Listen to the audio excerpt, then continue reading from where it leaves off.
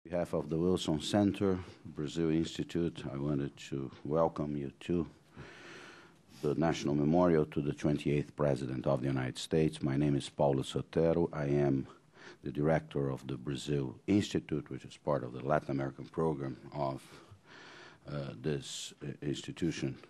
We are here today, and I thank you for accepting our invitation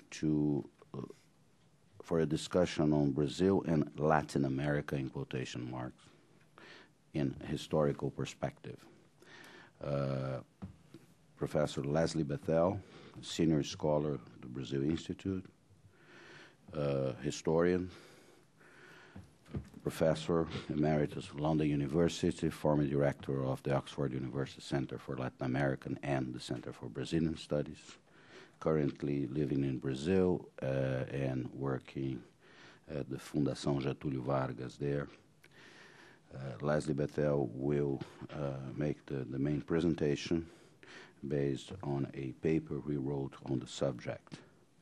Then we'll have two friends of the Brazil Institute of the Latin American Program, Professor Eric Hirschberg,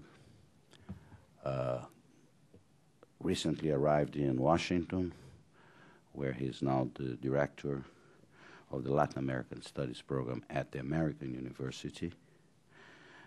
Eric is a former president of the Latin American Studies Association. We have also, he specialized in the studies of democracy in the region.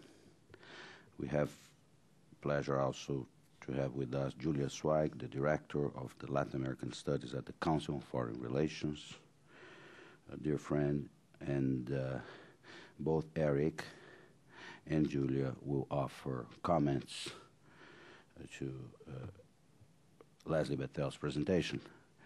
The subject is very timely, is very important, but I hope that you will be a bit surprised by Leslie's take on the subject, which really deals with the idea of Latin America.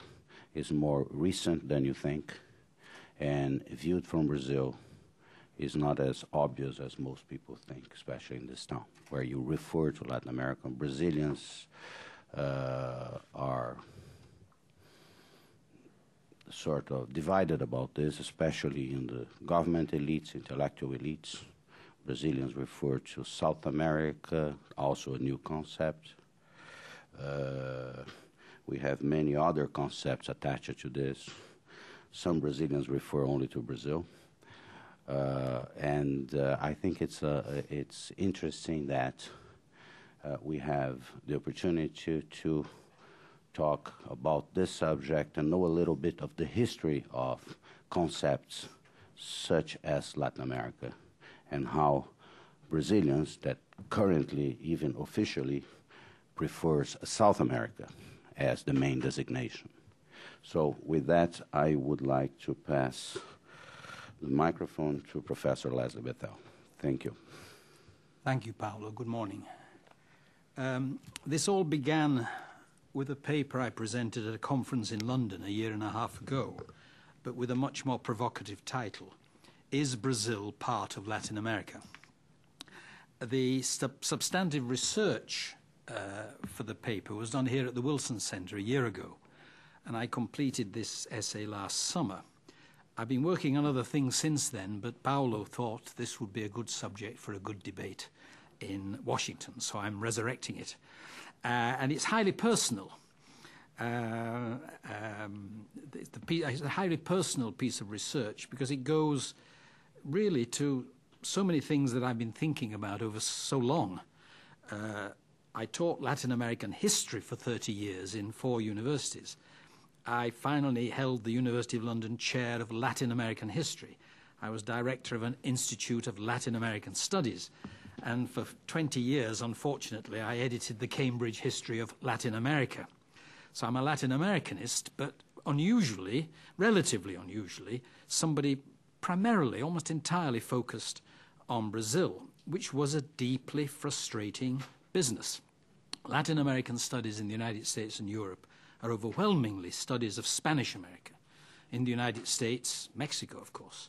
And in the words of Valnici Galvão, Brazilian studies is usually found no fim do corredor, a small door at the end of some passage where it says Brazilian studies.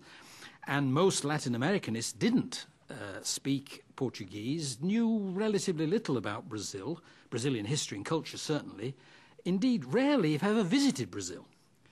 But Brazil isn't exactly Paraguay or Honduras, and I became increasingly convinced that Brazil, its language and culture, history, society, race relations, government, environment, role in the world, really could only properly be studied if it was studied separately from Spanish America, preferably institutionally separately, which created a lot of problems for me with my Latin American colleagues, of course. This is why I set up the Centre for Brazilian Studies in Oxford, which I would claim was a great success, but when I retired, the university closed it down, merged Brazil back into Latin America, where, surprise, surprise, it's completely disappeared.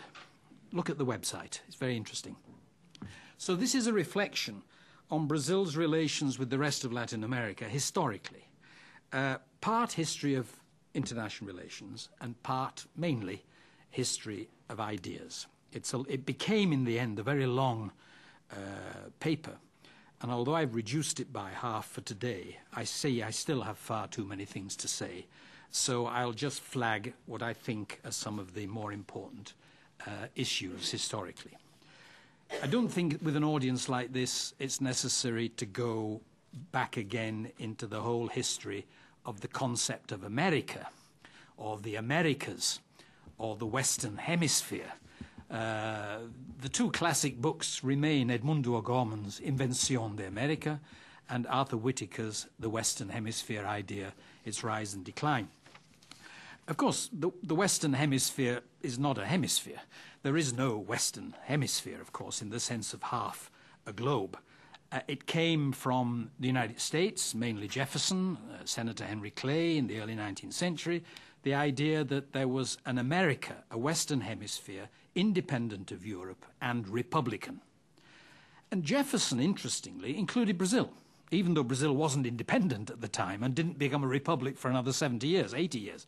Jefferson did imagine Brazil as part of America, the American system, the Western Hemisphere. Monroe, in the Monroe Doctrine, said that the United States wouldn't tolerate any extension of European political system or any European intervention in any portion of this hemisphere, and he included Brazil. Canning, the British Foreign Secretary, really was quite concerned that the United States was trying to put itself at the head of a confederacy of all the Americas against Europe and especially against Great Britain. But John Quincy Adams, Monroe's Secretary of State and successor as President, had really no interest in the American system. He said on one wonderful occasion, "As to an American system, we have it. We constitute the whole of it. This is it." And he didn't think there'd be any benefit to the United States from any future connection with the former Spanish and Portuguese countries that were Iberian, Catholic, unstable, degenerate, mainly because they were tropical. And for the next 60 years, apart from, of course, U.S. territorial expansion at the expense of Mexico, an intervention in the Central America, no American president had much interest in the Western Hemisphere idea and no interest in any part of the hemisphere south of Panama. Now, Bolivar, remember him, Simón Bolívar did have a vision of a confederation of American republics. He believed in the creation of a single nation from the various Spanish-American republics that emerged from the wars of independence, with a common enemy, Europe. But he did not think that the United States would be part of that. I would never agree to the United States being invited to participate in any of our efforts to arrange our American affairs. And when he called the great conference in Congress in Panama in 1826, the United States was not initially invited, but interestingly, Brazil was not invited. As far as Bolivar was concerned, this is interesting in view of Chavez's statement a week ago, in which he said that the new community of Latin American Caribbean states finally sees the full culmination of the ideas of Bolivar. Well, Bolivar didn't think Brazil was part of this. Brazil had a different language, a different history, a different culture. It had a different economy and society based on slavery. It was part of Europe because it maintained a monarchical system of government. And worse still, Brazil had imperialist ambitions of its own, especially in the Rio de la Plata. So Brazil and the United States did not form part of this. And in all the various attempts to create an American confederation, and there were a whole series of conferences, Lima twice, Santiago, Washington, Caracas, during the 19th century, in none of these did either the United States or Brazil. Occasionally there were hints that maybe Brazil would like to take part. They were never very official, they were never very warm, they were always ambivalent, and Brazil turned them all down. So Brazil never took part in any of these conferences. As far as the Brazilian government was concerned, it had no identity with any of the projects coming out of its neighbors for any kind of inter-American unity. Brazil was a part of the Atlantic world. Its principal economic and political links were with Britain, its cultural links with France, to a lesser extent Portugal. It didn't feel threatened by the United States in any way. It didn't see itself as part of anything that connected it to the rest of what we now call Latin America. Its interests were only in the Rio de la Plata, where it did fight 3 wars, finally the Paraguayan War. And although the Republicans, in the Republican Manifesto, which began with the famous words, "Somos da América y queremos ser americanos," the Republicans in 1870 did make this declaration, and they did believe that Brazil was too isolated from its South American, Spanish-American neighbors, but more important, it was too isolated from the United States. And Brazil should become more politically, more culturally attached to the United States, as well as, to a lesser extent, Spanish America. America Latina, the concept of America Latina, well, there's a whole literature on this, as you know, and I've spent a lot of time here at the Wilson Center reading a great deal of 19th century Spanish-American intellectual history, because the general conventional wisdom is that it's a French concept, and it comes out of the French interest in Mexico in the 1860s, and French writing about l'Amérique latine in this period. I can't spend time on this morning. This is something we could talk about if anybody's interested, but I tried to make the case in this paper that in fact the concept of America Latina was Spanish-American. And there's a whole host of writers in the 1850s and 60s who use the term and reflect on the term. The 2 principal candidates are José María Torres Caicedo, a Colombian journalist, poet, critic, Francisco Bilbao, Chilean intellectual, Justo Arosemena, Panamanian Colombian politician and diplomat, and many others. The first person in an academic work to use the word America, to use the phrase America Latina, was the Argentine Carlos Calvo. Throughout the 1850s and 60s, the idea was sustained that there was some kind of Spanish-American, now called Latin American, consciousness and identity that was stronger than local regional nationalisms. And Argentina's a case apart, which maybe could be discussed. Argentina is rather different in this respect, in that the majority of the intellectuals of the so-called generation of 37 looked much more towards Europe, that Buenos Aires was part of European civilization in a predominantly barbarous Spanish America. And Echeverría and Alberti in his early career, and Sarmiento, all thought the United States was the model, and the United States was the highest point of civilization. Only a few early nationalists identified in any way with the rest of Spanish America. The point to emphasize is that none of the Spanish American politicians, intellectuals, writers, in my view, who first used the expression America Latina, nor their French and Spanish, because some Spanish intellectuals wrote about this. Neither the Spanish Americans, nor the French, nor the Spanish thought that America Latina included Brazil. America Latina was simply another name for America Española. And the Brazilians didn't disagree.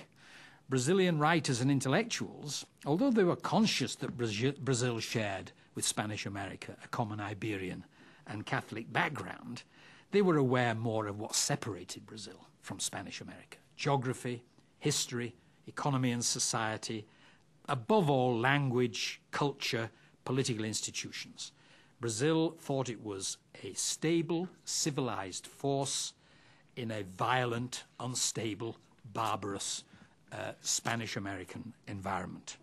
And insofar as Brazilian intellectuals and writers thought about the world outside Brazil, and not many did, like now, it was not to Spanish America that they looked, and certainly not seeing themselves as part of something called America Latina.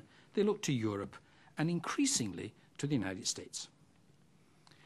When we moved to the late 19th and early 20th century with the emergence of the United States as a regional power and the assertion of US hegemony in Mexico, Central America, Caribbean, the United States now came up with a new concept linked back to the concept of America, Western Hemisphere, and now, of course, it was Pan-Americanism, that all the countries of the Americas shared a common geography, a common history, shared ideals of republicanism, democracy, etc.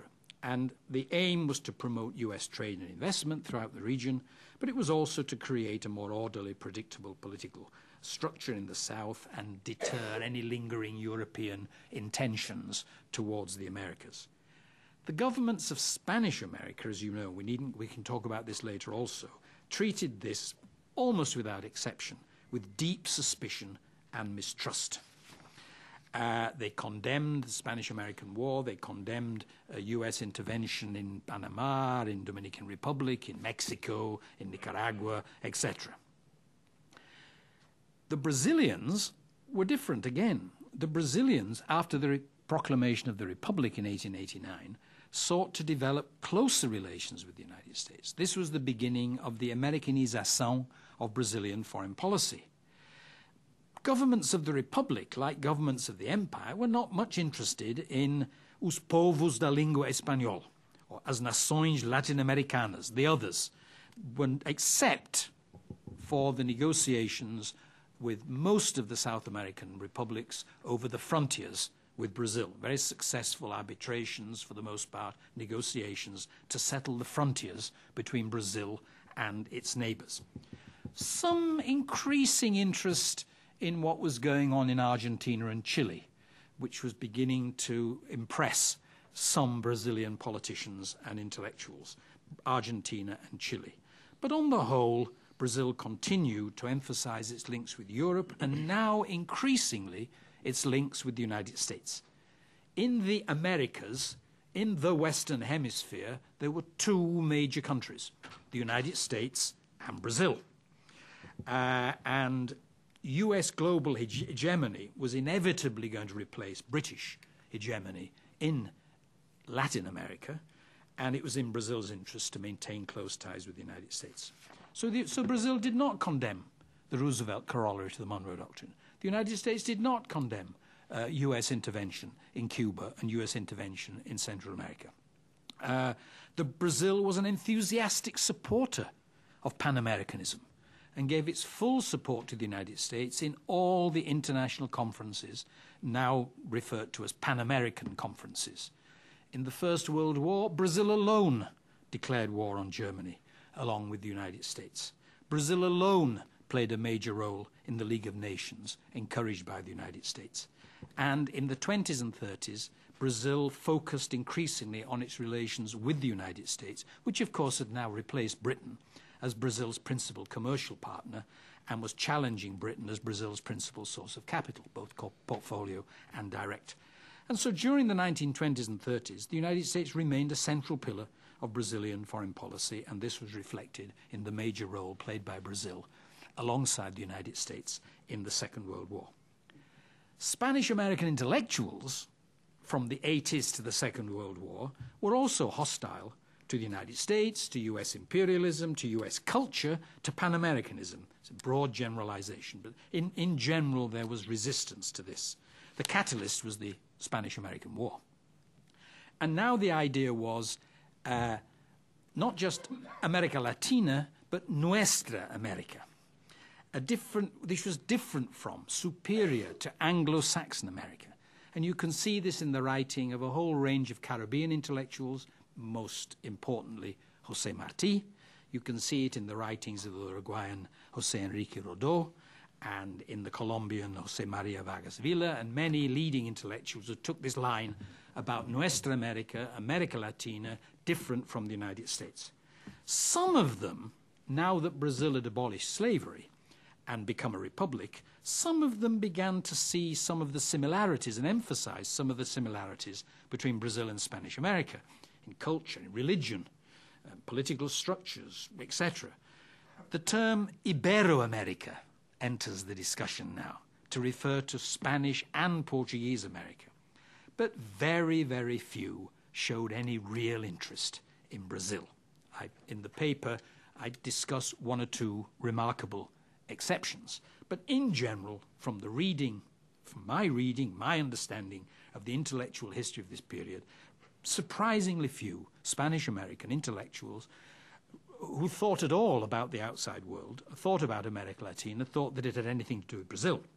The great majority continued to exclude Brazil from what they thought of as Nuestra America and America Latina. In the 1920s and 30s, Aya de la Torre talked about Indo-America instead of America Latina to include Spanish America's indigenous populations, mestizos, blacks. Mariátegui talked about America Indo-Iberica.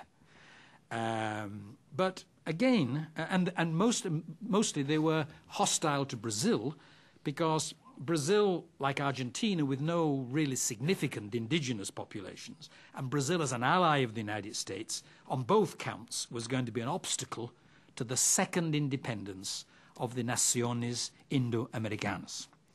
So whether they preferred Indo-America, America Indo-Iberica, America Latina, Brazil was excluded.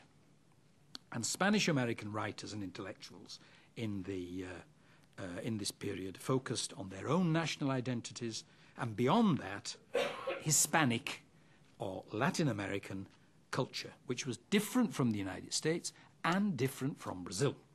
And Brazilian intellectuals, again, did not disagree with this. They differed in their attitudes to the United States now, in the First Republic. But they were, some of them had an interest in Argentina and Chile still, but mostly they saw Spanish America in a negative light. Few had any real interest in, and fewer still identified with America Latina, Nuestra America, in Ibero-America, much less Indo-America. And what I did in the paper was to take the reader through a discussion of 5 or 6 leading Brazilian intellectuals of this period and look at what they had to say about the United States, about the Americas, but particularly about Spanish America and where they thought Brazil fitted between Spanish America, America Latina, and the United States. And I looked at Eduardo Prado, Oliveira Lima, Joaquim Nabuco, Manuel Bonfim, Euclides da Cunha, José Verissimo, to show that how none of them, Bonfim for a while in his early part of his career, but most of them, none of them really, thought much about America Latina, and when they thought about it, they didn't think that Brazil was part of it. And there was more intellectual and cultural interchange now between Brazilians and Spanish Americans, and so, particularly amongst the modernists in the 1920s. But the modernists in Brazil in the 1920s thought even more about America than they thought about Spanish America. The famous poem by Ronaldo de Carvalho, Toda America, was influenced by Walt Whitman, not by Spanish-American poets of the period. And Brazilian intellectuals, like Spanish-American intellectuals, between the wars, focused on the formation of their own national identity, the idea of Brazil, the roots of Brazil, Brazil's racial, social, and cultural miscegenation. If you look at all the great intellectuals and writers of Brazil in the 20s, 30s, 40s, very few think about anything except Brazil. And when they think of anything except Brazil, it isn't Spanish America. Spanish America was America Latina, which was still a otra America. And in the Second World War, the role of Brazil as an American state, as an American culture, of course, became even more emphasized. So,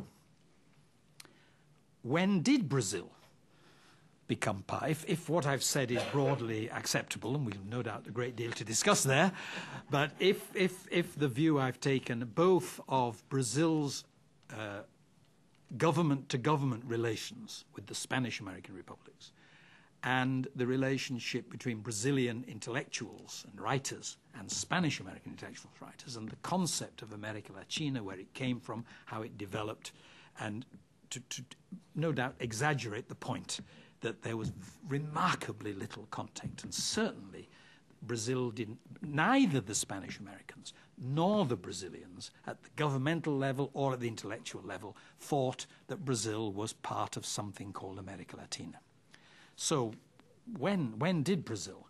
And my answer to that question, to be provocative, was it happened when America Latina became Latin America. That is to say, when the United States, and by extension Europe and the rest of the world, began to see Brazil as part of a region they called Latin America.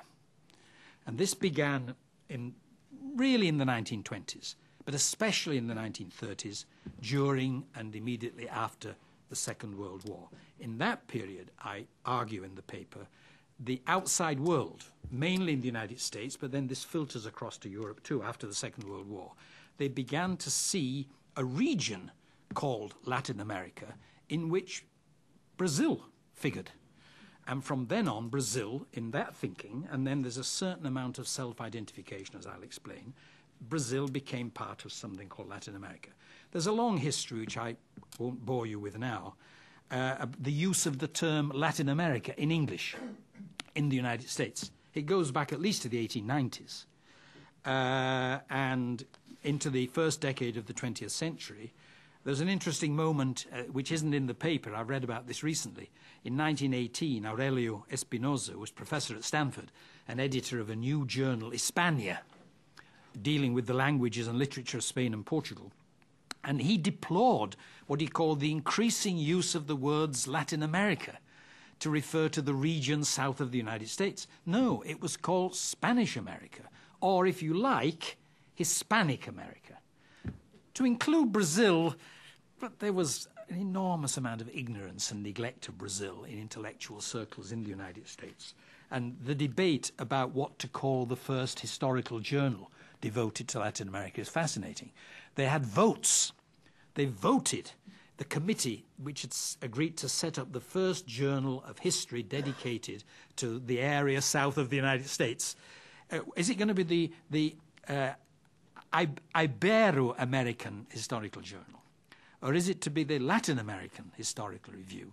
And finally, on a vote of 6-1, it became the Hispanic American Review, which remains still the leading journal of Latin American history to this day. And there's a wonderful research by João Ferres in the Library of Congress. Thank God other people do this kind of research.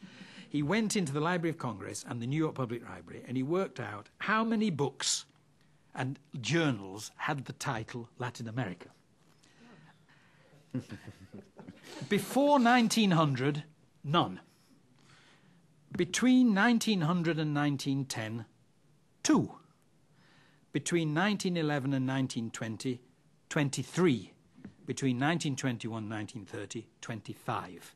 After that, an explosion. That's really quite interesting. But when United States policy, Washington, began to focus seriously on Latin America in the 20s, and even more with the good neighbor policy in the 1930s, and with the Second World War approaching, they meant all 20 republics, 18 Spanish-American republics, together with Haiti, and not least Brazil. And through the Second World War, the Office of the Coordinator of Inter-American Affairs focused on winning the hearts and minds of Latin Americans. And Brazil was included as an integral part of Latin America. And all the books published in the 1940s, especially during the war, about Latin America now began to give attention, really for the first time. And the very first books on Brazil were published in the 1940s in the United States. And as the United States began to think about the post-war world, and there's this extraordinary story, I don't know how well known the story of the Ethnogeographic Board is, but an Ethnogeographic Board was established in Washington to discuss the role of the United States in the post-war world, military and political strategic planning, etc. And they began by saying, let's carve up the world into continents. Let's think about continents and United States interest in continents. But with one exception. Instead of the Western Hemisphere or the Americas as a continent, or maybe two continents, Latin America was called a continent. Well, of course, Latin America is not a continent, but it was called a continent for these purposes. But then they quickly moved from continents to regions. Let's divide up the world into regions, and then, of course, Latin America emerges as a region with a certain degree of geographic, geopolitical, cultural homogeneity. The differences between Spanish America and Brazil in all these respects, except perhaps religion, the huge disparities in size and population between Brazil and the rest, except perhaps Mexico, was simply ignored. Brazil was now part of Latin America. And in the immediate post-war period, this official US view of Latin America influenced governments, multilateral institutions. The UN Economic Commission for Latin America in Santiago was, I think, the first international organization responsible for Latin America, including Brazil. NGOs, foundations, and not least, and here my not very hidden agenda becomes very clear, in universities, Latin American studies took off. Area studies, Latin American studies, in a big way, accelerating even more after the Cuban Revolution. And of course, Latin American studies were overwhelmingly studies of Spanish America. And Latin America as a whole, including Brazil, was seen as different from the United States, a problem area, part of the third world, as far as Huntington was concerned, a separate civilization. Brazil, of course, which had had this very close relationship with the United States and not much to do with Spanish America, was deeply disappointed at being treated by the United States after the Second World War as simply one of 20, albeit the biggest and most important perhaps, but still one of 20 countries, which made up something the United States saw in all US thinking, in NGOs, in foundations, in universities. There was Latin America, and Latin America was studied, and it included Brazil, but for some of the historic reasons I've tried to show, Brazil, of course, was significantly different from all the others, but nobody quite understood it as much or studied it as much, and therefore it was, in my view, relatively neglected. In Brazilian foreign policy, which we can talk about, and its relations with the United States and Spanish America in the Cold War period, there are two interesting periods. Matthias Spector was here to study one of them in the early 60s and the mid-70s, when Brazil, never leaving the West in the Cold War, never having any major conflicts with the United States, but some minor conflicts, and attempting to show that it had an independent foreign policy as well, which took Brazil in the direction of the underdeveloped third world, Africa, Asia, particularly China.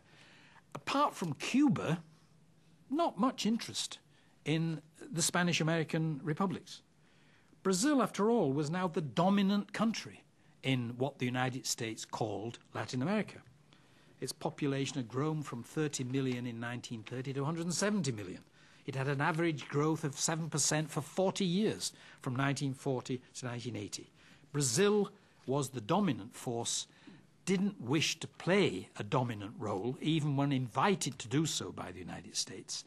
And it's fanciful, in my view, to talk about the Latinization of Brazilian foreign policy, away from the Americanisation in this period. In my view, and I know this isn't everyone's view, the role of Latin America, Spanish America, in the thinking of Brazilian governments in this period was still not very high.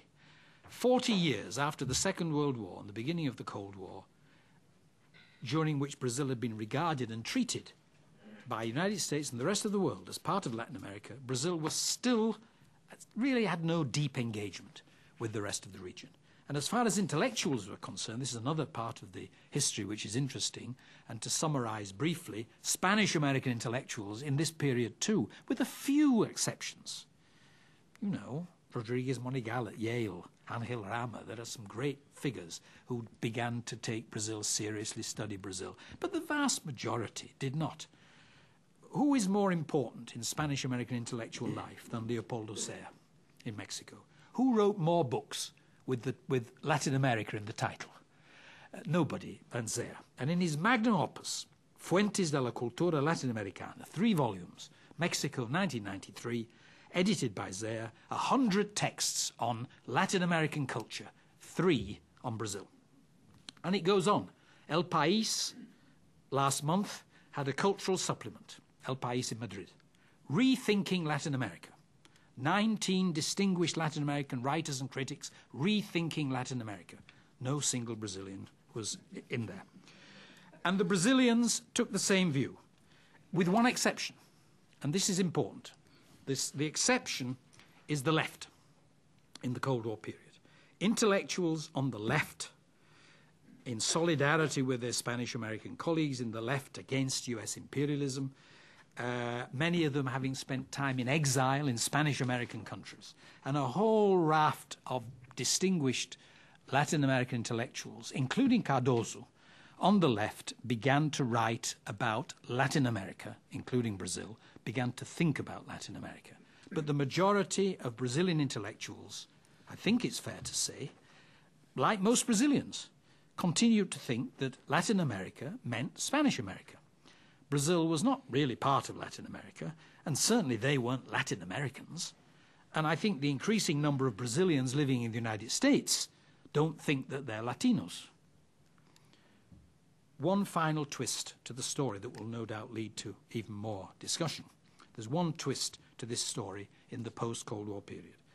As Brazil emerged as an increasingly important player on the global stage and regarded as an emerging global power, there were also 2 major developments in Brazil's relations with the region. First, while maintaining its position in the OAS and attending all the summits of the Americas, Brazil, of course, resisted the US agenda for integration of the Americas. And the FTAA was finally buried at Mar del Plata in 2005. But for the first time in its history, Brazil, in my view, Brazil actively pursued a policy of engagement with its immediate neighbors. It attended all the annual meetings of the Rio Group. It attended all the Ibero-American summits, the Latin American countries, the Caribbean countries, including Cuba, but not, of course, the United States.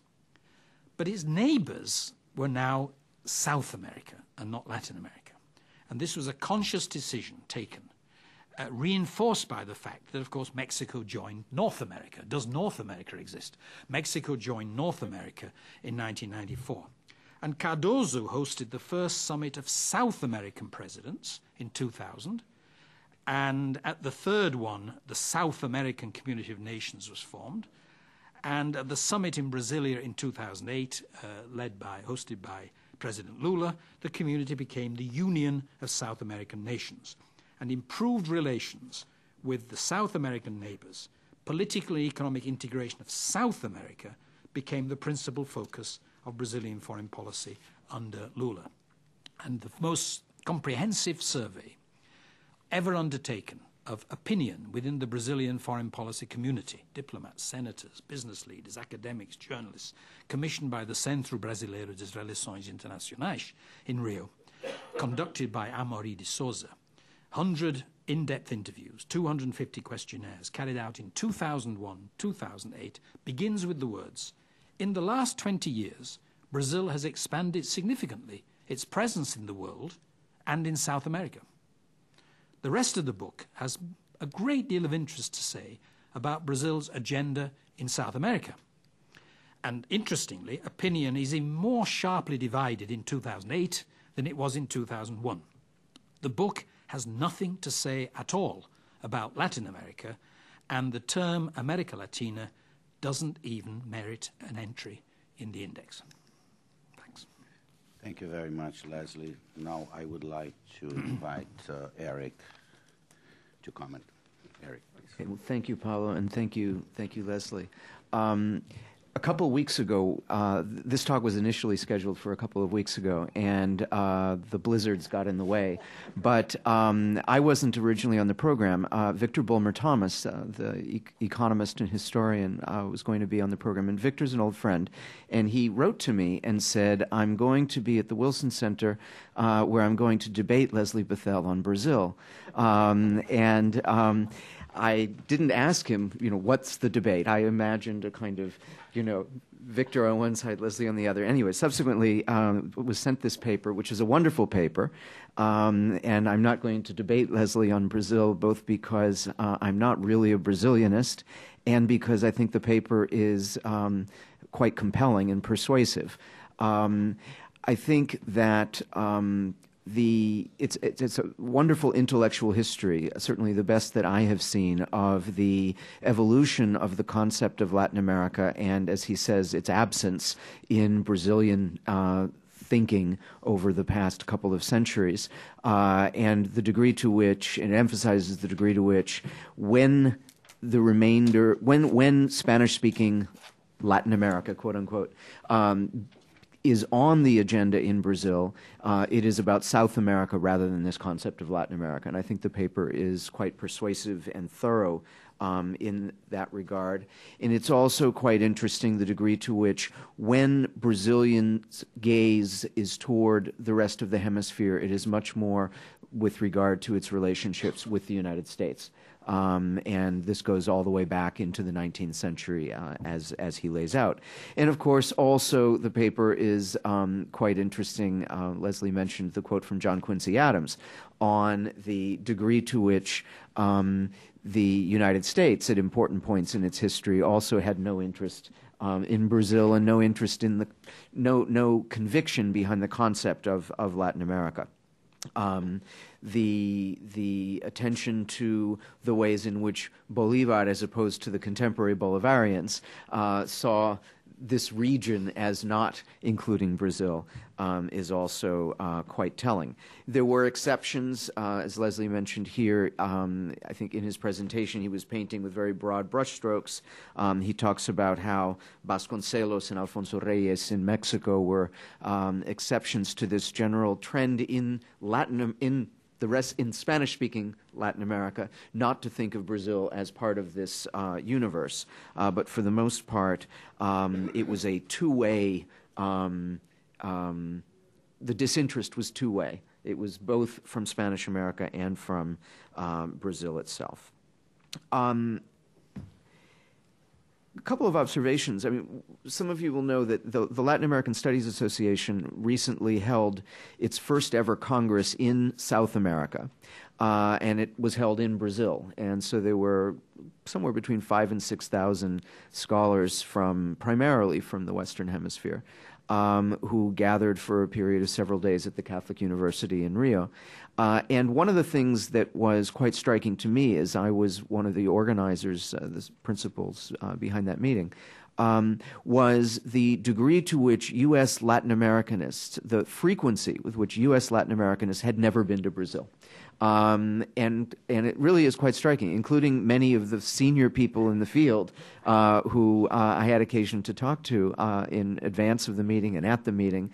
There was a great deal of trepidation about going to Brazil. They don't know the language. They don't know, they didn't have their bearings. And so I think that Leslie in his comments, and I don't think this is as much in the paper, but in his comments about the ways in which Latin American studies as a field has evolved in the North, I think he's absolutely right that Brazil has always had a very ambivalent place in the minds of many Latin Americanists. It's also interesting, I'm not sure whether this is the case, but I don't know of any Latin American studies programs in Brazil. There are in a growing number of Latin American studies programs in Spanish-speaking countries in the region. But I'm not familiar with any in Brazilian universities, and I would be interested if you all know of any examples. And it would be interesting to see how those centers situate the study of Latin America in the contemporary Brazilian context. Why would Brazilians have a Latin American Studies Center? And I recall a number of years ago when I was at the Social Science Research Council, and we had a program that was designed to encourage comparative research by Latin American scholars. And I went on 2 occasions to the annual meeting of ANPOX, the Associação Nacional de Programas de Posgrados nas Ciências Sociais, the Association of Graduate Programs in Social Sciences. They have a large congress with at least 1,000 people every year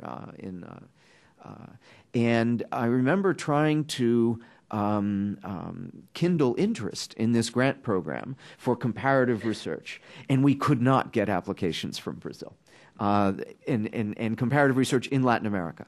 And there simply wasn't an interest in the Brazilian social science community of the mid-1990s in carrying out these kinds of comparisons, and we were quite struck by that. Now, having said that, I'm quite persuaded by this paper, and I think this paper makes its case successfully.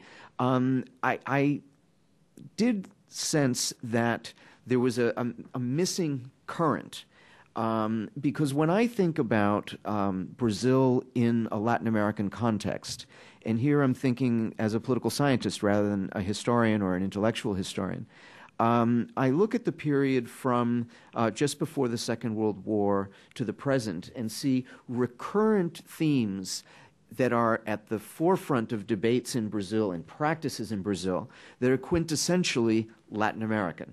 So if we look to the Estado Novo, granted, Vargas is heavily influenced by Southern Europe, and probably more by Southern Europe than by neighboring countries. Nonetheless, when we look back on that period, it's a classic example of Latin American populism. And if we study Latin American populism, Brazil is at the center of what we are thinking about. And so there is a sense in which I do think Brazil is more part of the mainstream of how we think about Latin America than one would expect based on reading this paper. And it's not simply that period. If you continue on through Brazilian history of the second half of the 20th century and, in fact, into this century, when we look at authoritarian regimes in Latin America, the whole concept of bureaucratic authoritarianism, which was so central to the social sciences beginning in the 1970s, Guillermo O'Donnell coins this term, thinking centrally about Brazil as well as about Argentina and Chile. The study of military rule. Brazil is at the center of the comparative studies of these issues, and Brazilianists, Brazil-based researchers who think about military rule often situate the Brazilian experience in the broader regional context. If we look at the literature on democratization, the concept of abertura in Brazil with a B, AB abertura, is parallel to the concept of apertura elsewhere in the region. And so again, when we think about the processes of liberalization and democratization in the region, I think Brazil does form part of a unit together with, yes, South America rather than Latin America. And similarly, if we look at the whole experience of economic crisis in the 1980s, the first heterodox and subsequently more market-oriented responses to those crises in the 80s and 90s, respectively, this is an experience that fits very well within a broader Latin American context, and that typically, I think, is analyzed in that sense. What I do think one takes out of this effort to think about the central political and economic changes in Brazil during this period, and the ways in which those have been conceptualized in Brazil and outside, what I do think is clear is that to the extent that they are thought of in regional context, it is South American, not Latin American. And that has certainly been reinforced by the process of Mexico's, and for that matter, Central America and the Caribbean's, growing incorporation into a kind of U.S. orbit, both economically and strategically, and South America's relative distancing from the United States. And in that process, you see Brazil's greater emphasis on its role in South America, on its leading role in that region. So anyway, I find this a very provocative paper, and I think that looking at this period from Vargas on and the kinds of issues that preoccupy social scientists thinking about it would suggest that Brazil is relevant in the region, but that the region is more South America than it is Latin America, and that indeed the concept of Latin America may not do very much for our understanding of Brazil. Thank you, Eric. Julia. Leslie and Paolo, thank you both for having me. And Leslie, congratulations on what I found to be less a provocative paper than a reassuring paper as a creature of area studies myself. Your review of the intellectual history around the concept of Brazil's ambivalence in and around Latin America confirmed my own narrow upbringing without a grounding in Brazil. Eric, welcome to Washington. Very nice to be here with you. So I will just make a few comments, I think, that reflect on where we are today in terms of the timing of your discussion with the Secretary of State's visit this week to the Americas, and some of the ideas that arose in listening to your discussion, reading the paper, and hearing Eric. I am, as I said, a creature of the United States American Studies system, which created far too many scholars of Cuba than it did scholars of Brazil. And I think probably, other than Mexico, there are probably more scholars of Cuba than of other countries in this area studies creation that we're now wrestling with to deal with its legacy and to transform it. And I encountered something of this ambivalence within Brazil about Brazilian identity in the Americas on my first visit to Brazil, which was not so long ago, to confirm what you just said, in which Matthias Spector, who's here, invited me to give a lecture at FGV. And in the Q&A with a very, very engaged and challenging audience, I was provoked over my use of describing Brazil as part of Latin America. And I said to the gentleman in the audience, well, please tell me how I should refer to you. And he said, as Brazilian. And this was, already in the wake of, and Brazilian only. So this was 2009, thank you, very recently. It was 9 years into Brazil's convening and participating in summitry that attempted to ground Brazil a bit more in the neighborhood. And yet this was Brazil only Brazilian.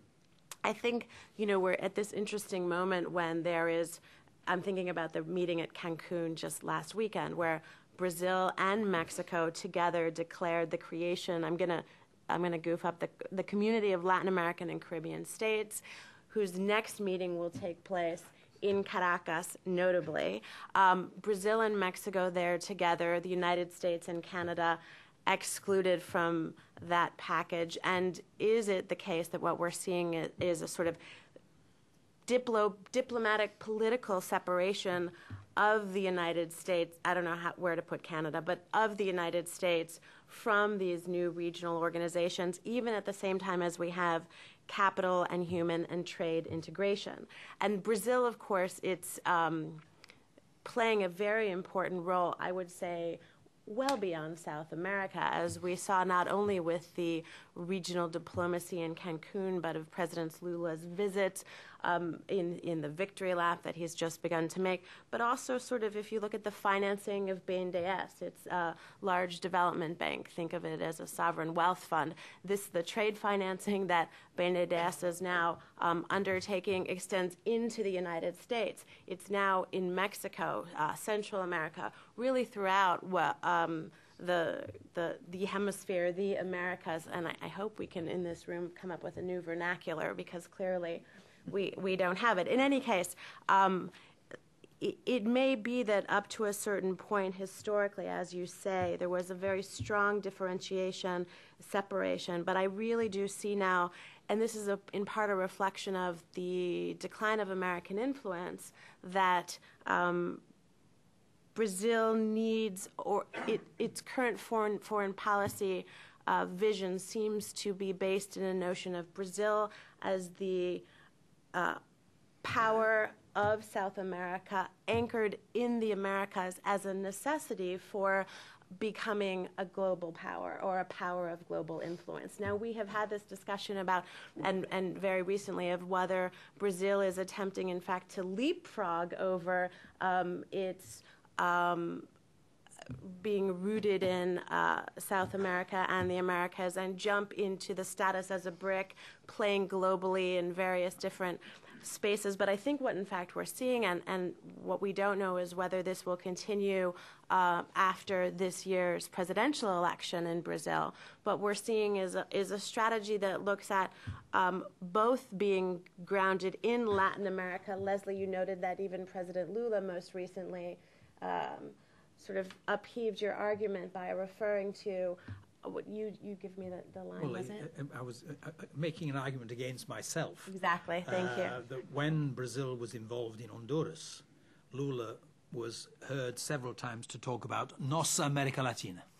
So, and Dilma's speech just now at the PT Congress a couple of weekends ago, she also referred to America Latina. So you see in the vernacular of the Brazilian left, to which you referred as having, yes, seen itself as rooted in this space, an assertion of Brazil's membership, participation, belonging in, even with undertones of ambivalence in this region. And in fact, I would say that the Honduras episode is a graphic manifestation of this almost unexpected leap into the United States near abroad as an expression of a kind of proprietary sense by Brazil, that it does have a reason to be, not only in South America, but substantially farther to the north. I wanted to make one reference to Ambassador Tom Shannon, who, when he was Assistant Secretary of State, I could see him, and we could all see him, sort of wrestling with how to think about Brazil's rise and how to cast it into a broader America's process. He resurrected, really for the first time that I can recall, a current diplomat doing, the concept of Pan-Americanism, and he embraced Pan-Americanism as he didn't cast it with the sort of negative sense that you said it was seen, but really as a sort of manifestation of a proud history and an umbrella way of thinking about a region that would include Brazil, notably. In any case,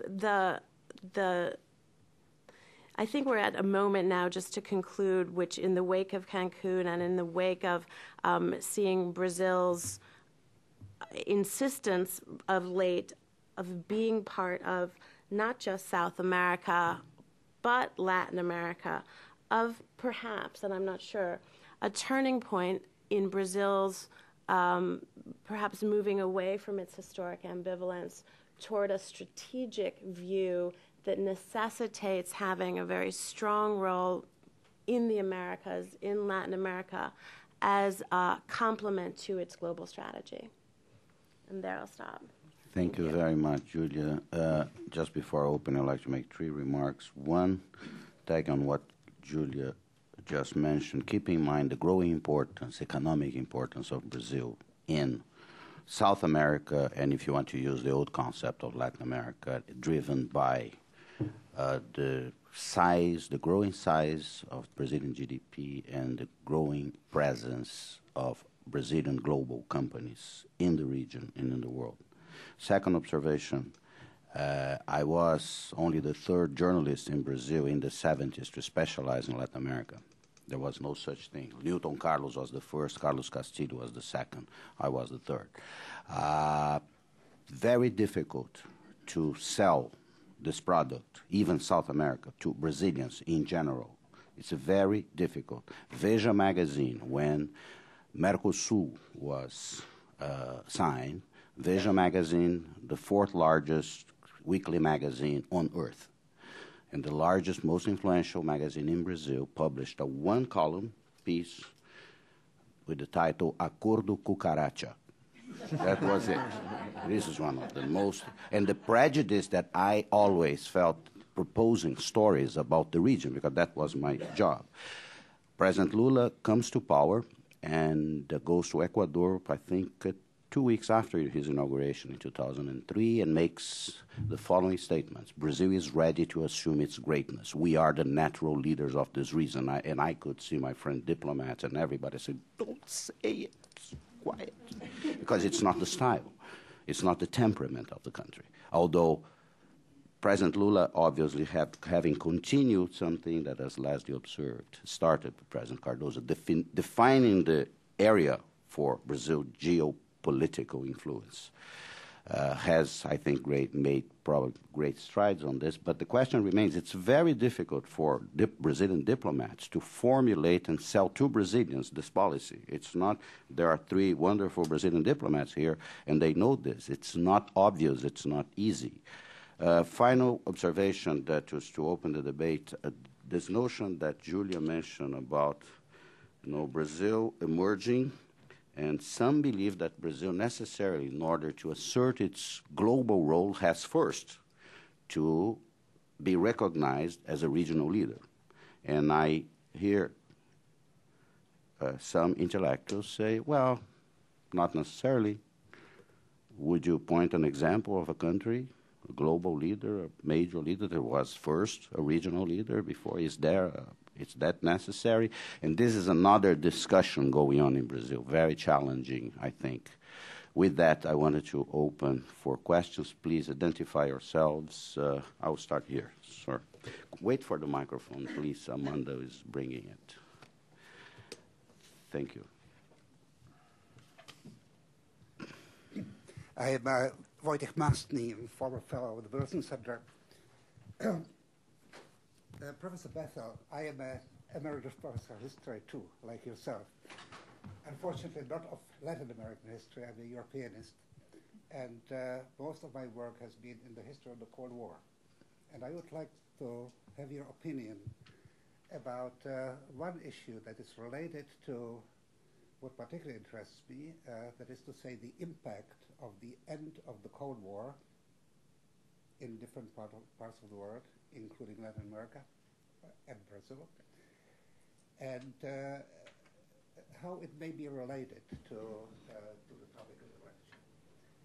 I mean, in particular, I would be interested in your opinion about how the Soviet Union looked at the issue of Brazil within South America, or Brazil and Latin America, particularly in view of the fact that Brazilian Communist Party was a fairly important party. Second, the relationship between it and Moscow was rather ambivalent. And third, the Soviet policy in that part of the world, in my opinion at least, was very clumsy, very inept. Now specifically, how did the Soviets looked at Brazil in relation to the rest of Latin America, and how did that influence, or did not influence, that exceptional attitude that you mentioned of Brazilian left that saw a common cause with the left in other parts of the continent.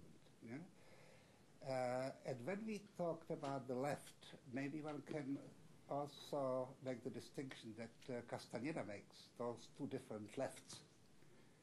The one that is more closely associated, or was most closely associated with the Soviet Union during the Cold War, and the one that is has been not.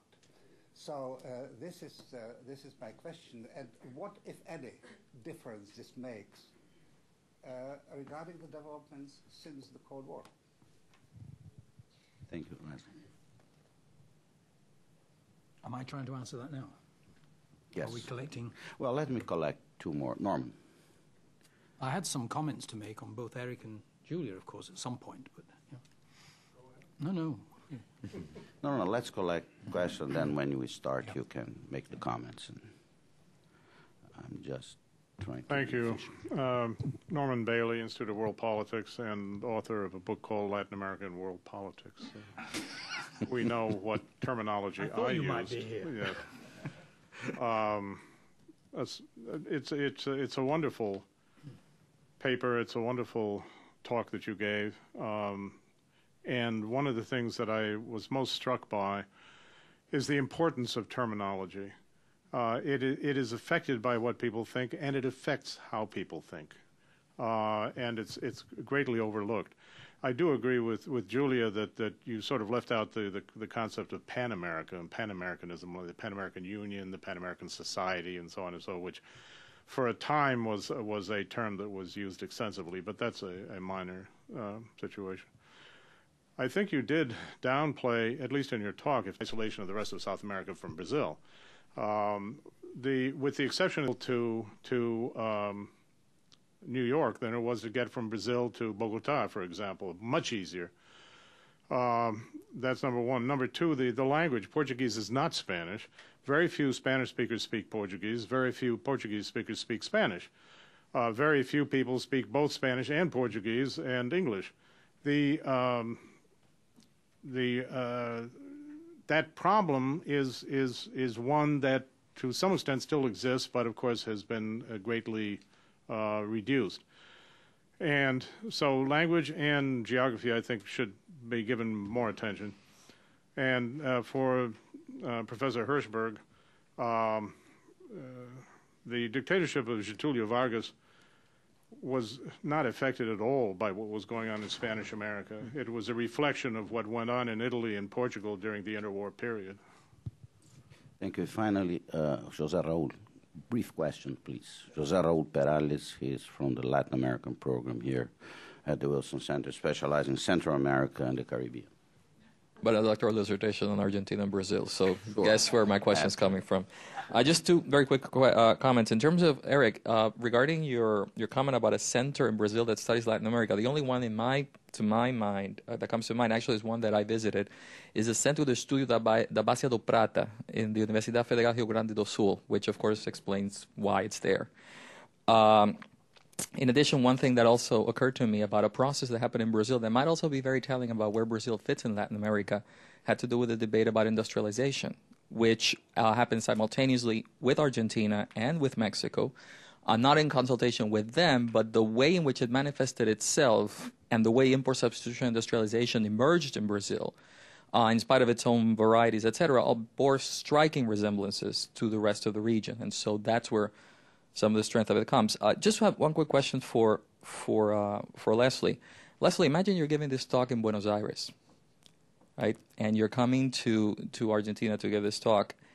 If indeed there has been this kind of indifference from Brazil, but also from the rest of the region towards Brazil, of not considering it part of Latin America, Indo-America, whatever nomenclature we use, how do you explain?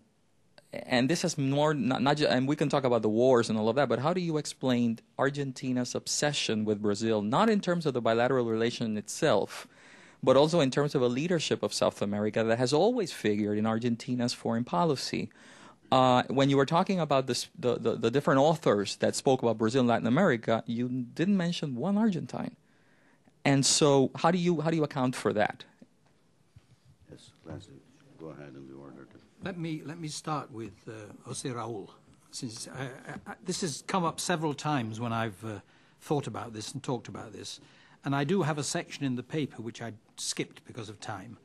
I missed, as Eric said, in the paper it isn't quite as black and white, obviously. For example, I do give quite a bit of space to exceptions. There are some very interesting figures who are exceptions. And of the 3 or 4 I give most attention to, 2 of them are Argentines.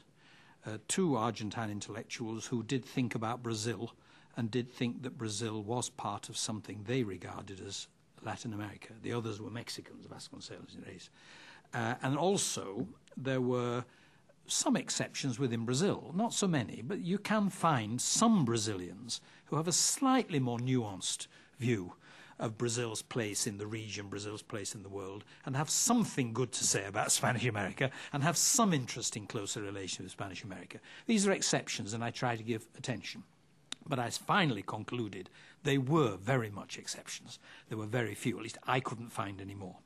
But coming back to Argentina, this is really interesting, I think. And I agreed, it hasn't been followed up, but I did agree to give a series of lectures on this in Buenos Aires. And one of the reasons I agreed was because I knew that, first of all, I needed to know more, but also I would have some problems.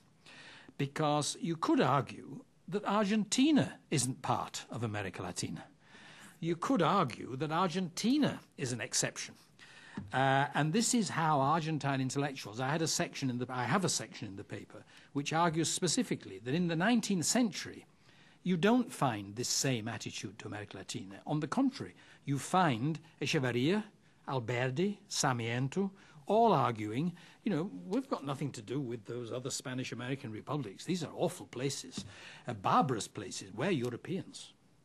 And we rather identify ourselves with the North America, with the United States, with Britain and with the United States. And this is where we are. When we have nothing to do with Peru or Mexico. What does Argentina have to do with Mexico?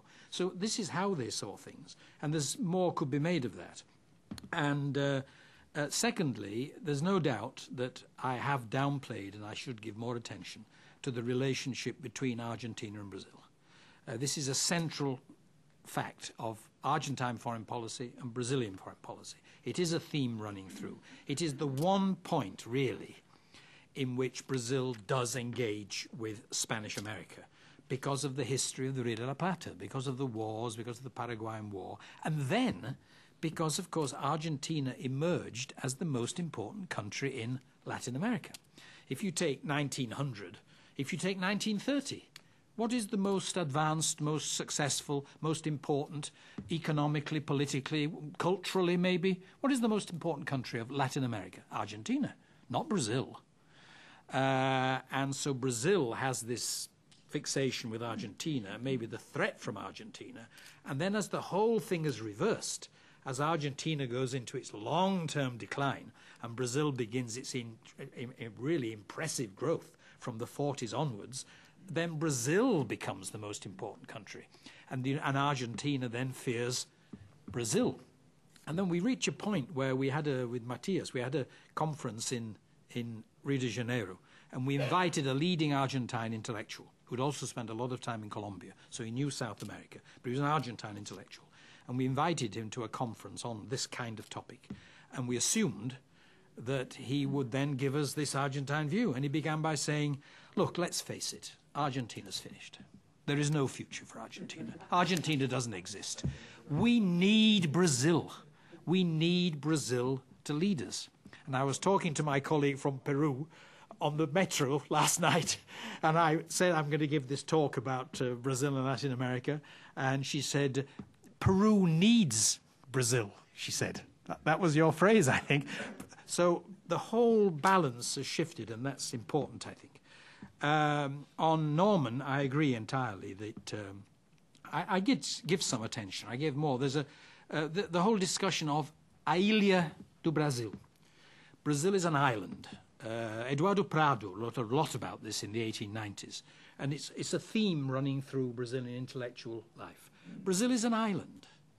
They made all kinds of geological nonsense about the Amazon being linked to the Rio de la Plata and the Paraná, and really Brazil is cut off from it. It's got the Atlantic, it's got the Amazon, it's got the Rio de la Plata, and it's an island, and it really has nothing to do with anything else around. And then, of course, when Brazil defined its frontiers with its neighbours, Alfredo Valadão wrote an interesting paper about this, in which he said, well, of course, Brazil spent a lot of diplomatic effort in settling the frontiers, including taking Acre from Bolivia.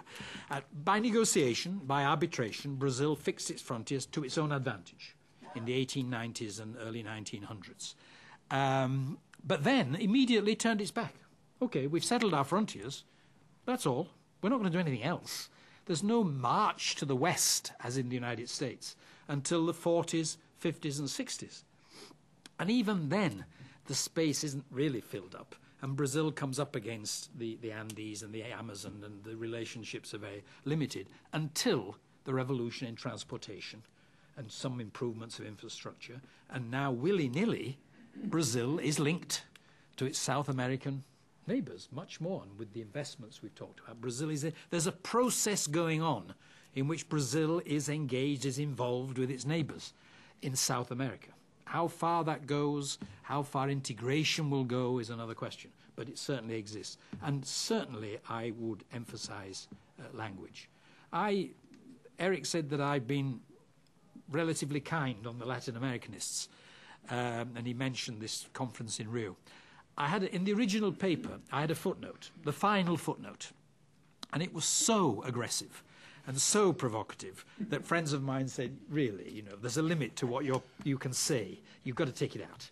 And I took it out. And the footnote more or less said exactly this point, that in the past, maybe still, I don't want to get involved in that, but certainly when I was a Latin Americanist in British and American universities, the people who called themselves Latin Americanists mostly did not speak or even read Portuguese.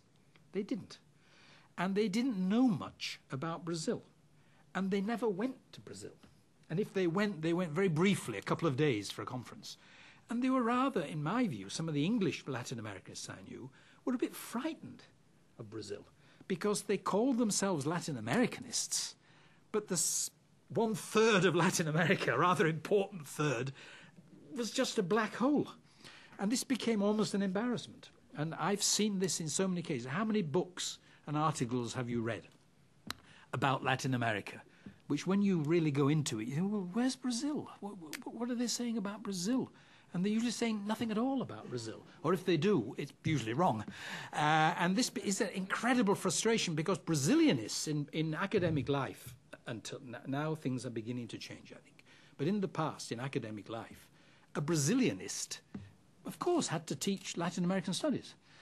I had to teach the history of Latin America. I had to teach classes on Guatemala and the Mexican Revolution and Argentina and Peron. I had to do that. But Latin Americanists could teach a course in which Brazil was almost non-existent. And this was the frustration that one had at that time. But the footnote was a bit too aggressive. And now it is on tape. Now it's forever. Nice. On the Soviet Union and the Cold War, are we being filmed? Yes. On the Cold War, I'm afraid I have to confess some ignorance. First of all, it's not very important, the relationship between the Soviet Union and Brazil in the Cold War. Brazil was not very important for the Soviet Union. Brazil was not very important for the United States, except in the early 60s. Of course, the developments leading up to the 1964 Golpe, there the United States was deeply engaged and instrumental to some extent in the downfall of the Goulart administration. It's a complex, an immensely complex issue, but certainly the United States was there and engaged. But apart from that, just as the United States largely neglected Latin America in the Cold War, because it was the one part of the world where until the Cuban Revolution, where it felt that the Soviet Union was not playing any major role and therefore could be afforded to be neglected. Cuban Revolution changed all that. that was partly why the United States was so concerned about Brazil. Was Brazil going to become a big Cuba, a Cuban? Robert Kennedy said, if we're not... That's why I feel so at home in Brazil. Yes. Robert Kennedy thought that Brazil might become a new China, and he's on record as saying that in 1962. So there was concern there. But in general, not concern. The Brazilian Communist Party had largely been destroyed by this time. And I know, it's an interesting question, though. Maybe Matthias knows. I don't know of any study from the Soviet archives of what the Soviet Union was thinking about Brazil, because Brazil is not an unimportant country. Did the Soviet Union give it much thought? And I don't know of a single study that's actually based on Soviet. There's none, he confirmed, there's none. The Brazilian left is interesting. I make the point very clearly that an exception to much of this argument is that, at least in the Cold War period, intellectuals on the Brazilian left, many of them in exile in Spanish-American countries, Chile until the Chilean coup, Mexico, Venezuela, they, as Cardozo said in his recent memoirs, we didn't know anything about Latin America until we turned up in Santiago as exiles. We'd never given a thought to Latin America. And suddenly we're being treated as Latin Americans, and this is the first time in our lives we've even imagined that Brazil has anything to do with Latin America. And they learned that, and much of the writing of Cardozo, Furtado, because he was Latin Americanized earlier at ECLA through Prebisch, Teotonio dos Santos, Darcy Ribeiro, some of these figures did write about Latin America. But of course they were all on the non-communist left. They weren't members of the Communist Party at that stage.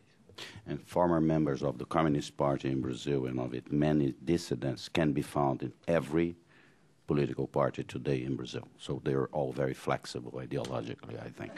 A final round. Let's start with Ambassador Alex Watson and then Margaret Hayes. Thanks, Paolo. I'm Alec Watson now with Hills and Company. And I was wondering if you could discuss a little bit the African idea in terms of Brazilian thinking and foreign policy, in the sense that when José Honorio Rodrigues first started writing about this in the 60s and things, this seemed to be entering the consciousness of Brazilian diplomats and others. And I wonder if you have found a thread anywhere in your analysis to indicate that Brazil, looking at itself as a major slave-holding country and as a country with ties to Africa, partly through its Portuguese identity as well, played an important role in its thinking about itself and in its definition of itself as distinct from its Spanish-American neighbors. Pass the mic to Margaret, please.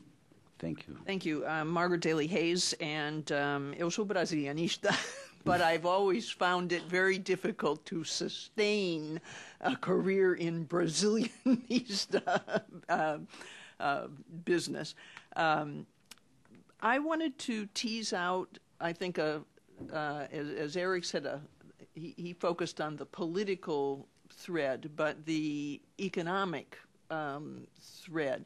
And to what extent you see the fact that Brazil is now very clearly economically more powerful, capable, et cetera, than other countries in the region, allows it to distinguish itself and allows us to distinguish it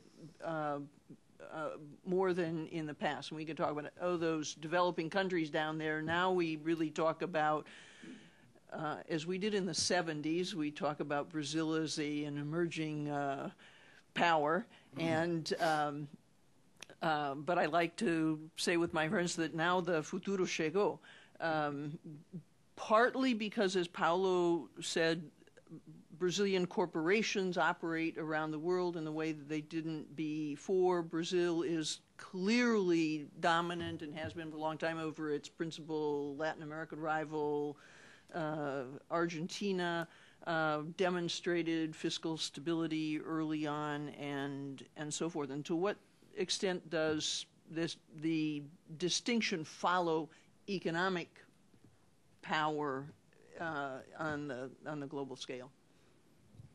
Okay, we'll close here. Just one observation. That's why. Oh, one final question, John. Brief, please. John Redwood, just actually picking up on that and the increasing importance, looking ahead really, the increasing importance of Asia, both in economic and political terms, particularly China, to Brazil, both as a fellow BRIC, but as an emerging power, and the extent to which that is driving maybe greater interest in the physical integration of Brazil with Andean countries, and this would also perhaps lead to greater political ties with some of the Andean countries, which historically, for geographic as well as linguistic reasons, were really in a different world. Yes, as we conclude, I just wanted to remind something based on your question. That's why how it's so important you learn Portuguese from now on, because Brazil is no longer o país do futuro, it's a país de futuro. And that's a very important distinction. So if you didn't understand what I said, learn Portuguese. Go learn Portuguese. So we will go back. I'll invite Eric too, because this has to be the final round. So I'd like to invite Eric and then Julia and then Leslie to close. Well, no, I think these are very interesting discussion. I don't have a lot to add. I guess one thing I would say, I think that, and this came up with regard to the discussion of the thinking of the intellectual history of the Brazilian left and the ways in which the Brazilian left did include Latin America as a key concept. I think it's probably important to go back and look at the relationship with ECLA. As one of the key catalysts for the emergence of a kind of intellectual space that conceived of Latin America as a unit, and I think this was influential for sectors of Brazilian social science, separate really from the political left in Brazil, which I'm guessing developed a Latin American consciousness in part influenced by the Cuban Revolution. So I'd be interested, actually, Leslie, in your trying to unpack that. How would you go for it? I don't. Am I asked to ask a question or? No. Well, if you have any observations, if you can ask the questions. I wanted to just make note and refer you to get a sense of how firmly the Brazilian state sees itself as part of its neighborhood now and going forward, to the National Security Strategy of 2007, the white paper that the Defense Department in Brazil put out. And this really came home to me when I saw the PowerPoint, which puts into two dimensions, but it's almost three-dimensional, that an advisor of Minister Jobim presented recently. It is a very, very graphic way of seeing exactly how significantly Brazil sees itself as, by necessity, needing to not only protect its borders, but sees the imbalance of power on its borders as something that has security implications that require it to project itself. And you see forward operating bases all over. We hear now, not just in terms of its land borders, but reference to the blue Amazon, its territorial waters into the Atlantic. Get a hold of that PowerPoint if you can, because it really, I think, eliminates any question to me that at least now and going forward, Brazil's strategic view of itself is firmly rooted in the Americas. And the last point that I would say is I would refer you also to a series that Matthias pointed out to me that was written by Marcel Beato, who's works for Marco Aurelio Garcia in sorry, I'm having a brain freeze. Where is that published, Matthias? It's a 7-piece essay published in English. It'll come to me, but it really, again, sort of attempts to draw the parallels and commonalities between Brazil and the challenges that the Andean region faces now in terms of democratic governance and facing the rest of the world. So just another sort of data point to make my case. Yeah, the slide, the PowerPoint Julie is referring to is by General Sergio Echegoyen, who works in the office of the Minister of Defense. He is, I think, a political, one of the principal persons there. He presented this here at the Council and at the National Defense University about 3 or 4 months ago. It's actually very interesting. I think I have it, and now I have to, I have to find it somewhere deep into the email box. It's somewhere there. It's huge. Professor. Well, thank you very much. I imagine we had a little more time, so I'm thrown by that.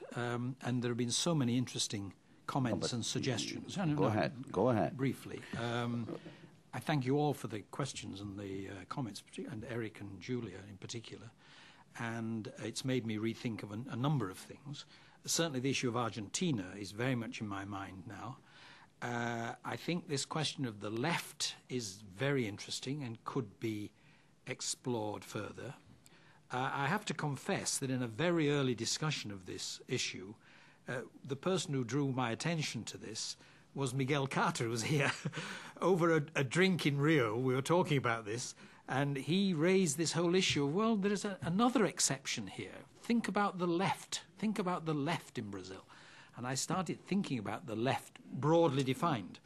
And it's true that out of ECLA came some ideas about economic development that were left-center at the time and which very much influenced the whole of Latin America, including Brazil. Celso Furtado was a figure there, and that had a big effect in the 40s and 50s on Brazilian industrialization, Brazilian development model. Then, of course, the Cuban Revolution produced a revolutionary, Castroist, Marxist left in Brazil, as it did throughout Latin America, and they linked one with the other. And then after the Golpe, a number of center-left intellectuals were removed from Brazil, including Fernando Henrique Cardoso, and began to think about the whole region. And dependency theory came out of this, and Cardoso wrote that book with a Italian-Chilean colleague. It was published in '69 in Spanish. And then a number of other dependistas developed their ideas in the 70s.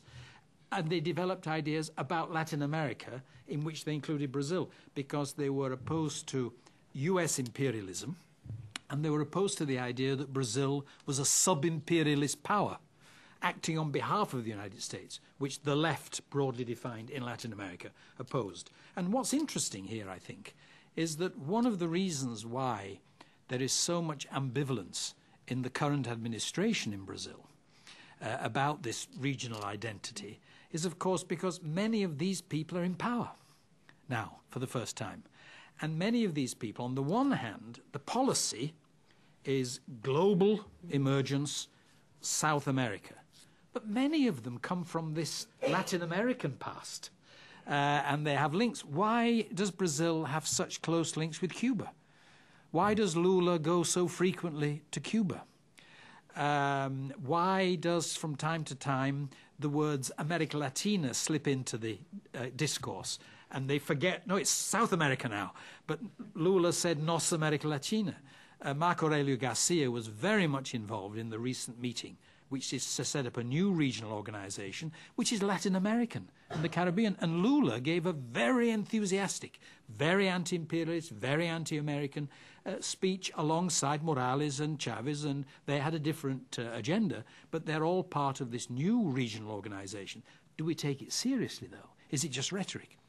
As The Economist said last week, there are too many summits and too many regional organizations now, and no Latin American head of state can resist a summit. And now there are summits every year, sometimes twice a year, and they all turn up almost without fail. So this question of the left and its effect on thinking, and even right through to the present administration, is very interesting, I think. In general, of course, countries, like individuals, can have multiple overlapping identities. naturally. We've talked so far. Is it South America? Is it Latin America? You can be a Carioca or a Paulista. At the same time, you're a Brazilian. You could say, though I've only ever heard Celso Amorim say, sou muito sul-americano. He's the only person I've ever known in Brazil who actually publicly call themselves a South American. You could be a Latin American, but not many Brazilians call themselves Latin American. You could, I suppose, be an American, though it's hard to imagine a Brazilian saying, I am an American now, but you could be. And so you have the priorities, at least of the present administration, is global, multinational institutions, South-South relations, playing down the Pan-American, particularly US role. At the same time, South America is the region, but still occasionally playing with Latin America and the Caribbean as the region, provided it doesn't have the United States in. And yet there are still, Tom Shannon apparently, Obama, still redreaming Pan-Americanism. In the end, isn't it the Americas? And if it's the Americas, isn't it the United States and Brazil? This is what Joaquin Nabucco thought 100 years ago. It's Brazil and the United States. These are the anchors. These are the principal elements in a Pan-American system. And maybe now, with the diminution of the US role and the growth of the Brazilian role, as Obama himself was hinting, Brazil can play a major role in South America. North America, of course, is out of bounds for Brazil, though what do we make of Honduras? What do we make of Haiti? Brazil's role in Haiti and Brazil's role in Honduras. So there are things going on that make it complicated. Finally, I was thinking, and I didn't get to this, well, just one small anecdote that might amuse people before we finally go. This issue that Eric raised about, are there no Latin American studies centers in Brazil? And as we heard, there's some interest in the Southern Cone in Rio Grande do Sul, for obvious reasons. Apart from that, not much. When the Cambridge History of Latin America started to be published in Portuguese, I was terribly disappointed. All authors want to see their books sell. Not that I made much money, but, you know, why are they not selling? Why is there so little interest? Well, maybe they're not very good, or maybe they're too big, or maybe they're etc. But no, I slowly was told and came to believe that the reason why the Cambridge History of Latin America really didn't make much of an impact in Brazil is that almost every Brazilian who saw that book in a bookstore or read about it assumed it had nothing to do with Brazil. In fact, about a third of the Cambridge History of Latin America is about Brazil. And for this, I was criticized by the Latin Americanists. I remember in a review, a Latin Americanist saying, why have you got 8 chapters on colonial Brazil? Colonial Brazil was less important than colonial Ecuador. Why are you giving all this attention? So the Latin Americanists didn't like it, but the Brazilians, seeing this, a História da América Latina, is actually a História da América Española. There'd be nothing about Brazil in that book. And since we're not interested in America Española, this isn't a book for us, even at the university level. The final conclusion I had to all this was that Brazil has never been an integral part of what Spanish-American politicians and intellectuals in the 19th century called America Latina, and never was an integral part of what the United States and the rest of the outside world in the 20th century called Latin America. And therefore, maybe this is a concept that's lost whatever usefulness it still had. Historically, Brazil was more interested in close relations with the United States, but that permanently or temporarily has very much diminished. And at least in the post-war, in the post-Cold War period, has been interested in its neighbors for the first time, but its neighbors for the most part, with these little doubts one has about the present administration's attitude to the Caribbean and Central America, has largely been South America. And there are policy implications. We're at the Wilson Center. We're supposed to do policy and ideas. The policy implications, of course, are if one really did drop the concept of Latin America, more or less drop the concept of Latin America, this has huge implications for how governments, multilateral institutions, foundations, NGOs think about the region and about Brazil's place in it. And finally, and this is my not-so-hidden agenda, of course, it changes the whole way in which Brazil is studied in US and European universities. And that's my main purpose in all this. Thanks. Well, I don't want Leslie to get mad at me. Is there any final questions? No. See, I timed this perfectly. Perfect. Experience. Now, let me say a couple of things before we close. I'm actually living today for Portugal, where I lived many years ago. Very exciting. I always think, when I think about Portugal, about the países de expressão lusófona, the countries of Portuguese. I apologize for not dealing with the Africa question. Yeah, and it's quite interesting because of business interests and political interests. Like President Lula really invested a lot in developing relations with Africa, and it has to. I think what drives this is basically a sense of solidarity. And now it makes business sense, and Brazil is emerging as a donor country in Africa. So it's a very interesting, and I always ask this question, are we emotionally more attached to Africa maybe than to Latin America? It's a question. I think it should, I believe there is something to this, and as we deepen the relationships with Africa, this will be tested. And the other thing, a contribution by Marcia. Marcia is a diplomat, a minister at the Brazilian Permanent Mission at the Organization of American States. She reminds us that there is a Center for African Studies at the Cândido Mendes University. And the question is there one of Latin American Studies at Cândido Mendes? No. I don't think so. No. Okay, so we got it. So two. We have two now. One in Rio Grande do Sul, one at the University of Brasilia. Finally, John, your question was unanswered. I just wondered. I'm working on that Brazil-China relation, and it's actually there will be a paper published in June after the G20 meeting, and then we are going. The Brazil Institute is involved in a series of studies on global power. It's not about the region. It's about Brazil as an emerging power. It's a major subject of debate in Brazil. There was lots of expectations about, especially during the first year, the initial years of the Lula administration, on the relationship with China. I heard this from many diplomats. We are at the period of reassessment. There were frustrations in the relationship. Actually, you have people like former Ambassador Rubens Recupero, who continues to write, who wrote recently in an article in Folha de São Paulo. He characterized the Brazil trade relationship between China and Brazil as a neo-colonial sort of thing, because we basically sell raw materials and import manufactured products. So it's a very, and I think it's being debated. There were major meetings that were supposed to have happened in Rio last year in October that were canceled. President Lula shortened the visit to Beijing last week. So it's a very important relationship in terms of trade, is the most important now. Petrobras and the company, the state company in China, oil company, now have important businesses together. But it's also, and then if there is no Latin American center, there's even less Chinese center for Chinese studies in Brazil.